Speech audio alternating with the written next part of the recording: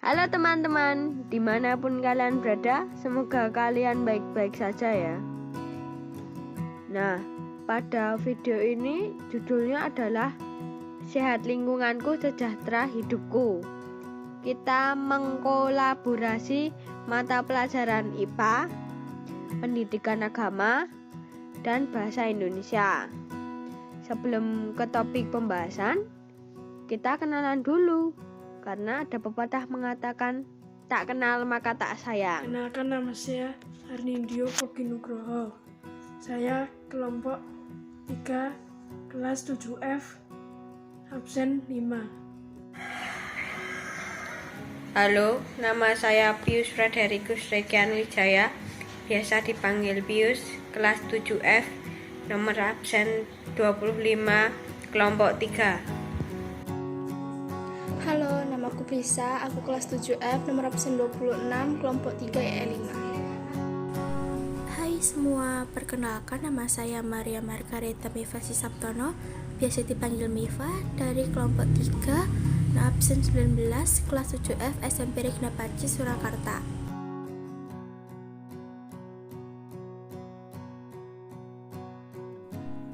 Macam-macam pencemaran lingkungan. Yang pertama ada pencemaran udara. Asap dari pabrik salah satu faktor pencemaran udara. Pencemaran udara adalah masuk dan tercampurnya unsur-unsur berbahaya ke dalam atmosfer yang akan mengakibatkan terjadinya kerusakan lingkungan, gangguan pada kesehatan manusia, dan secara umum menurunkan kualitas lingkungan.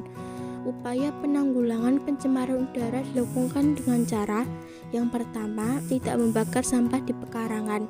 Yang kedua, tidak merokok di dalam ruangan. Yang ketiga, menanam tanaman hias di pekarangan atau di pot. Yang keempat, ikut berprestasi dalam gerakan penghijauan. Yang kelima, tidak melakukan penebangan hutan, pohon, dan tumbuhan liar secara sembarangan. Yang keenam, keharusan membuat cerobong asap bagi industri dan pabrik. Yang ketujuh, mengurangi penggunaan bahan bakar fosil. Yang kedua ada pencemaran tanah. Sampah salah satu faktor pencemaran tanah. Pencemaran tanah adalah masuknya polutan atau bahan pencemar berupa bahan cair atau padat ke suatu area tanah. Bahan cair atau padat tersebut seperti limbah rumah tangga, pertambangan atau industri, dan kegiatan pertanian atau penggunaan pestisida yang berlebihan terhadap tanah. Pencemaran dapat terjadi apabila ada bahan-bahan asing, baik organik maupun anorganik, berada di permukaan tanah dan menyebabkan tanah menjadi rusak atau tidak dapat lagi menjadi daya dukung bagi kehidupan manusia. Yang ketiga ada pencemaran air. Limbah industri salah satu faktor pencemaran air. Pencemaran air adalah masuk atau dimasukkannya makhluk hidup, zat, energi, atau komponen lain ke dalam air atau berubahnya tatanan air oleh kegiatan manusia atau proses alam, sehingga kualitas air turun sampai tingkat tertentu yang menyebabkan air menjadi kurang atau tidak berfungsi lagi sesuai dengan peruntukannya. Yang keempat ada pencemaran suara. Kendaraan salah satu faktor pencemaran suara.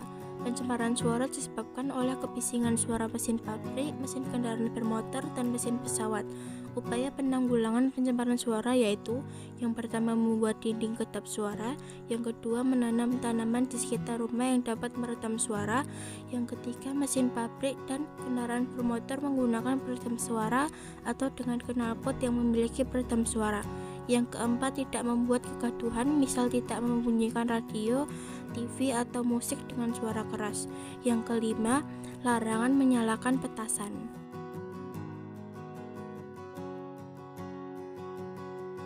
Tuhan menciptakan manusia dengan manusia lainnya untuk membantu satu sama lain. Sahabat adalah salah satu orang yang dikirim oleh Tuhan untuk membantu, menyemangati, dan menasihati kita seolah dia adalah saudara kita. Sahabat adalah seseorang yang tidak memandang fisik sahabatnya yang lain, karena dia tahu dia pun punya kekurangan dan kelebihan seperti sahabatnya yang lain. Untuk Budi yang di Banjarmasin, Jalan Kenangan nomor 21. Halo Budi, bagaimana kabarmu? Gimana enak di Kalimantan? Pengen ngerasain pulau Kalimantan. Aku kangen sama kamu Budi. kangen main sama teman-teman yang lain, kerja kelompok sama kamu, makan bareng, tidur bareng.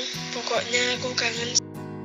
Sayang, keadaannya kayak gini, semoga bisa kita bisa bertemu secepatnya. Sampai sini dulu aku bercerita. Jangan lupa balas surat ini. Dari sahabat sejatimu, Dio.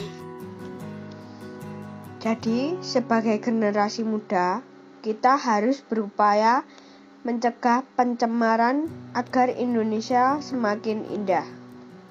Dan kita juga harus menjaga tali persaudaraan dengan peduli sesama dan menolong sesama. Indonesia kelak akan menjadi negara yang tidak mudah dipecah belah. Teman-teman, patuhi protokol kesehatan. Jika keluar rumah, pakai masker.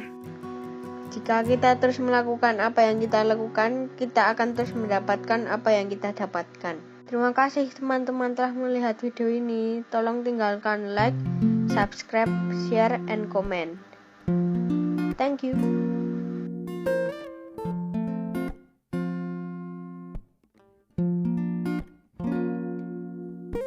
Seberapa pantaskah kau untuk ku tunggu?